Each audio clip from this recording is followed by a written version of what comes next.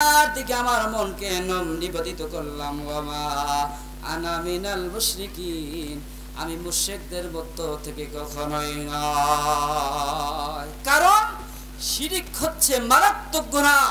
শিরিকের মতো জঘন্য গুনাহকে আল্লাহ পাক কখনোই ক্ষমা করবে। মুসলমান ভাইরা আমার, বলতেছিলাম আসহাবে কাহফের 7 জন যুবক, তারা ভাবল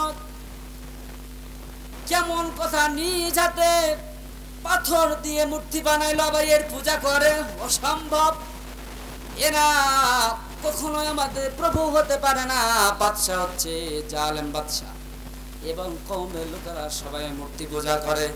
7 জন যুবক মিলিয়া মুসলমান একে একে যত লোকগুলো ছিল সব লোকদের মধ্য থেকে একজন লোক পাশে একটি গাছের নিচে গিয়ে বসে গেল। দল থেকে বের হয়ে গিয়ে একটি পাশে গাছের নিচে বসে গেল। তাফসীরে মারিফুল কোরআনের মধ্যে এসেছে, এরপর আরেকজন ব্যক্তি চলে গেল, তৃতীয় জন আবার চলে গেল, সেও গিয়ে সেখানে বসলো। কয়জন হলো? 3 জন। এক পর্যায়ে একে একে করতে করতে 7 জন ব্যক্তি গেল। বলেন কয়জন ব্যক্তি? 7 জন ব্যক্তি একটি গাছের নিচে বসে পড়ল। কিন্তু তাফসীরের মধ্যে এসেছে কেউ কাউকে কিছু বলে না, কেউ কাউকে কিছু বলে।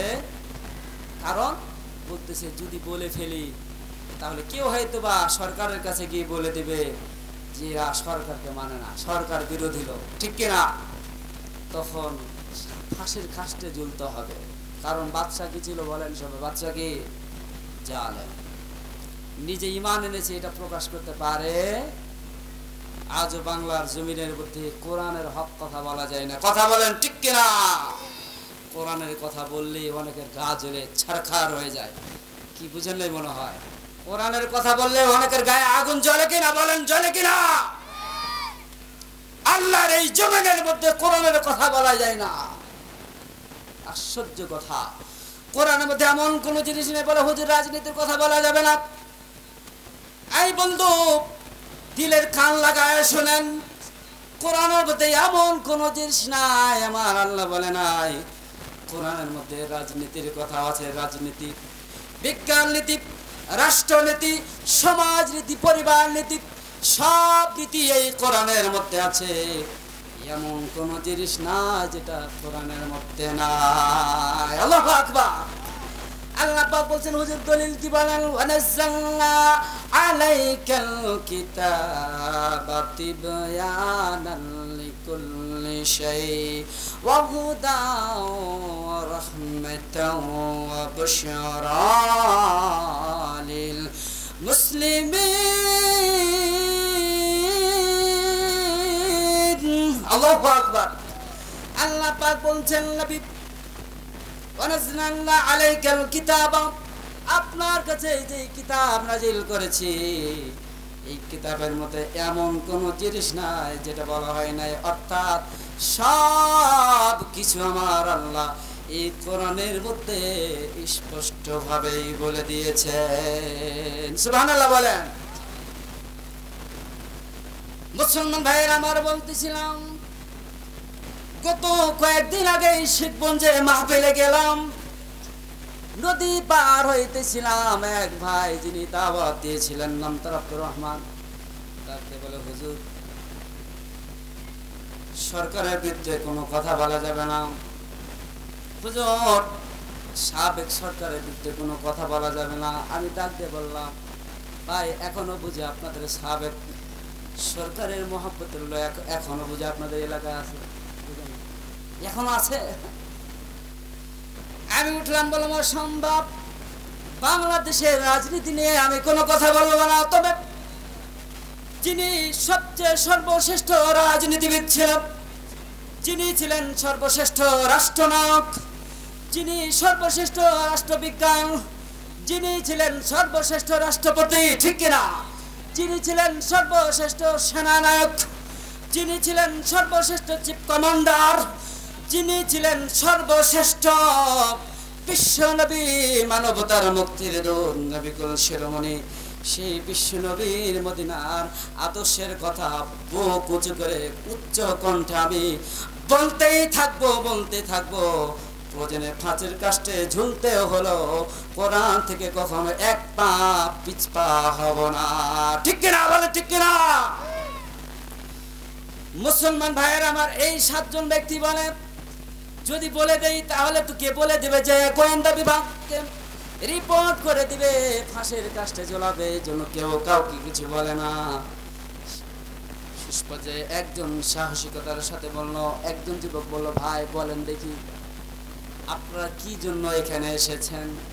একজন সাহসিকতার সাথে বলল, কি জন্য এখানে এসেছেন? কেউ বলে না ভয়ে, বুঝলেন না? একজন বলে, ভাই আমি আপনাকে বলতেছি কিন্তু মনে কিছু নেবেন না, বলে বলেন।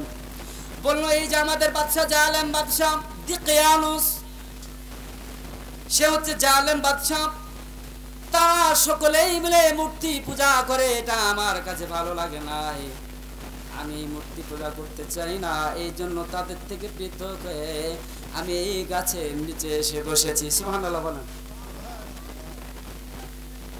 সাথে সাথে 7 জন বলে, ভাই আপনারা মনে কিছু না নিলে আমিও কিন্তু এই উদ্দেশ্যে এসেছি। সুবহানাল্লাহ বলেন। 3 জন ব্যক্তি, 3 জন বলছে, আমিও ভাই এই উদ্দেশ্যে এসেছি, আমারও এই যে নিফরত ঘৃণা জন্মে গিয়েছে, মূর্তি পূজা বাদশা করতে যে সকল কওমের লোকেরা বলে ভালো লাগে না, আমি কাউকে মনের কথা প্রকাশ করতে পারি না, এই ঘৃণা কারণে আমি সেই মূর্তি পূজা ছেড়ে এই গাছের নিচে চলে এসেছি। মুসলমান ভাইরা, আজ বাংলার জমিনের মধ্যে অনেক মানুষ দেখবেন হক কথা বলতে পারে না, দেশ ছেড়ে চলে যায়। ঠিক কিনা বলেন? ঠিক কিনা? হক কথা বলতে পারে না, জালেম আজও বিশ্বের বহু দেশের মধ্যে আছে, হক কথা বললে ফাঁসির কাস্টে ঝোলায়। কথা বলেন ঠিক কিনা? কোরআনের পাখি গোলাপ কোরআনের কথা বলতে পারে না, জেলখানার মধ্যে পচে পচে দুর্গন্ধ ছড়া পৃথিবীর থেকে বিদায় না। ঠিক কিনা বলে? ঠিক কিনা? আমাদের মিজানুর রহমান আজহারি, আল্লাহ হযরত হায়াতকে বাড়ায় দেন, বলেন আমিন। দেশে থাকতে পেরেছে, চলে গেল। আপনাকে ভয় করতেছেন মনে হয় নাকি?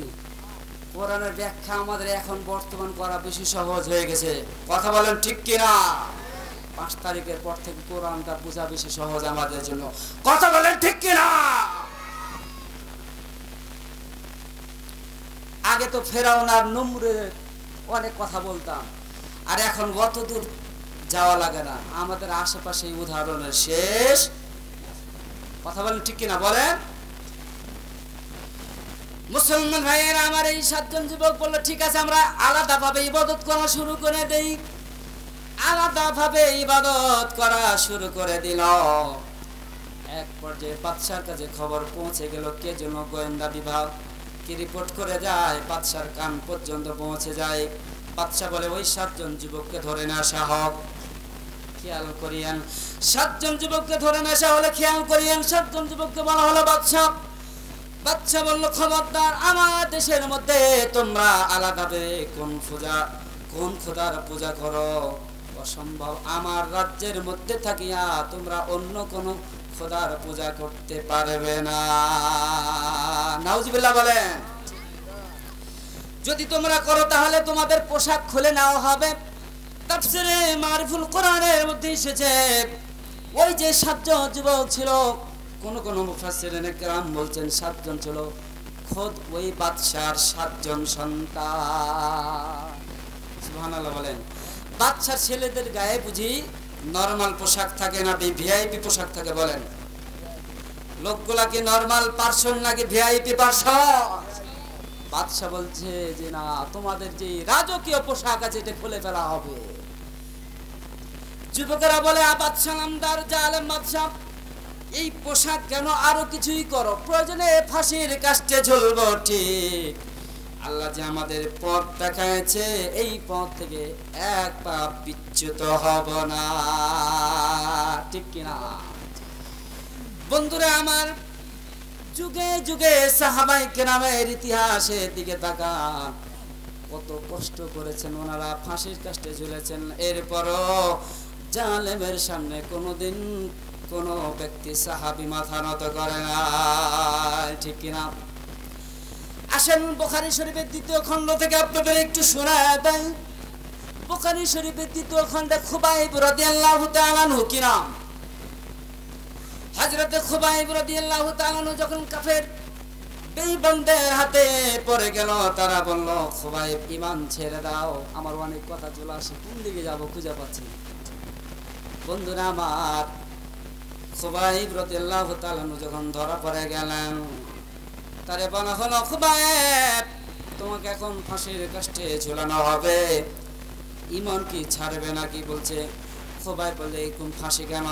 70 বার যদি এরকম ফাঁসির কাস্টে আমারে ঝুলানো হয়, একবার ঝুলায় মারার পর আবার জীবিত করা হয়, আবার ঝুলানো হয়, এভাবে 70 বার যদি ফাঁসির কাস্টে ঝুলাইতে হয় ঝুলাও, আমি খুবাইবের ভিতরে যে ঈমান ঢুকেছে এই ঈমান কোনদিন বের করতে পারবে না।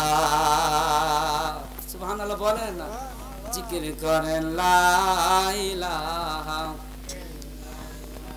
লা ইলাহা লা ইলাহা ইল্লাল্লাহু মুহাম্মাদুর রাসূলুল্লাহ।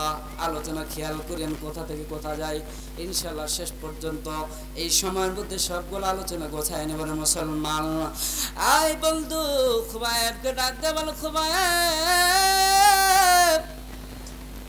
ফাঁসির কাস্টে এখনই ঝুলা হবে রে খুবাইব, বলো এই অন্তিম মুহূর্তে তোমার মনের কি কোনো আশা আকাঙ্ক্ষা আছে নাকি? তীরের কান লাগায় শুনেন মুসলমান, আন্দা ফন্দা কোনো ঘটনা বলতেছে না, বুখারীর 2য় খণ্ডের হাদিস স্পষ্ট। এই বন্ধু আমি হাদিস পড়েছি, এই বুখারী শরীফ 2য় খণ্ড পড়েছি। যিনি ছিলেন হাটহাজারীর মাদ্রাসার সনাতন মুহাদ্দিস সবার